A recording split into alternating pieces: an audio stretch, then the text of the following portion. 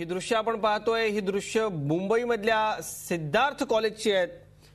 सिद्धार्थ वडाळ्यामधल्या सिद्धार्थ वसतिगृहामधून ही दृश्य आपल्याला पाहायला मिळत आहेत. ही दृश्य अशा एका इमारतीची आहे जी इमारत एकेकाळी अत्यंत नवचैतन्यानं भारलेली होती. तरुणांचा उत्साह या इमारतीला पाहायला मिळत होता. तेव्हा ही इमारत देखील तरुण होती, कारण या इमारतीमधून एका मोठ्या चळवळीला दिशा दिली गेली. एका मोठ्या चळवळीला या ठिकाणी या चळवळीचा जन्म झाल्याचं या ठिकाणी पाहिलं गेलं. तीच ही सिद्धार्थ महाविद्यालयाची वसतिगृहाची इमारत आहे. आज ही इमारत अत्यंत दुरावस्थेमध्ये. या सगळ्या दुरावस्थेचा आढावा घेतला आमचे प्रतिनिधी देवेंद्र कोल्हटकर यांनी. दलित साहित्य, संस्कृती आणि राजकीय चळवळीचं सगळ्यात मोठं केंद्र म्हणजे वडाळ्यातील सिद्धार्थ विहार हॉस्टेल. मात्र हे हॉस्टेल आज शेवटच्या घटका मोजतंय. ह्या हॉस्टेलची आपण इमारत पाहिली तर आपल्याला कधीही कोसळेल अशा पद्धतीची ही इमारत पाहायला मिळते. आपल्याला विश्वास बसणार नाही, मात्र याच इमारतीत, याच हॉस्टेलमध्ये राहून अनेक दलित चळवळीतील साहित्यिक, लेखक आणि राजकीय नेते उदयास आलेले आहेत. मात्र या लोकांचं देखील आज या हॉस्टेलच्या संपूर्ण दुरावस्थेकडे कुठल्याही प्रकारचं लक्ष नाहीये. आपल्या सोबत इथे राहणारे काही विद्यार्थी आहेत, आपण त्यांच्याशीच बातचीत करणार आहोत.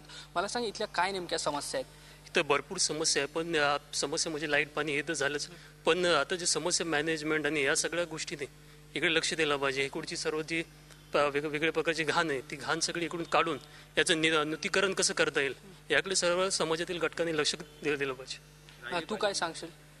बंधूंच्या म्हणण्याप्रमाणे पाणी आणि वीज ही तर बेसिक म्हणजे मुळातली समस्या आहेच, पण ह्या विहाराच्या माध्यमातून बरेचसे राजकारणी नेते बनलेत. आज त्यांना मी असं आवाहन करतो की साहेब, की तुम्ही ह्यांच्याकडे लक्ष ठेवा.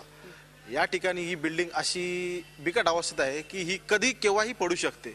मला सांगा, या सगळ्या हॉस्टेलच्या अशा अवस्थेला कोण जबाबदार आहे नेमकं? या सगळ्या हॉस्टेलच्या अशा अवस्थेला इथले समाज कल्याण विभाग आणि या पीपल एज्युकेशन सोसायटीचं संचालक मंडळ आणि काही आपले अंतर्गत असलेले वादविवाद जे लोक आहे त्यांच्यामुळे ही अशी परिस्थिती आज गेली 25-30 वर्षापासून आहे.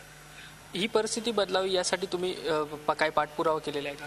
ही परिस्थिती बदलावी आणि याच्यामध्ये सातत्याने आपण पत्रव्यवहार करून संचालक मंडळाशी आणि समाज कल्याण विभागाशी, मंत्रालयाशी अनेक प्रकारच्या पत्रव्यवहार करून ही डागडुगी व्हावी या इमारतीची. इथं स्वच्छता असावी, इथं पाण्याचं पुन्हा जे वाढवण्याचा प्रयत्न केलेला आहे. बाबासाहेबांचं स्वप्न असलेलं ते शिक्षण उपक्रम जो आहे तो राबवावा याच्याकरता सातत्याने आम्ही प्रयत्न करत आहोत. बाबासाहेब आंबेडकरांनी एका उद्देशाने या सगळ्या संस्थेची स्थापना केलेली. महाराष्ट्रभरातील बहुजन समाजातील तळागाळातील जे लोक आहेत त्यांना राहण्याची सोय हवी, शिक्षणाची व्यवस्था व्हावी. मात्र या व्यवस्थेचा फायदा घेत अनेक लोक मोठं झाले, पण जी वास्तू आहे त्याला आज अनेक लोक विसरलेत आणि त्यामुळेच ही वास्तू जी आहे. झी 24 तास एक पाऊल पुढे.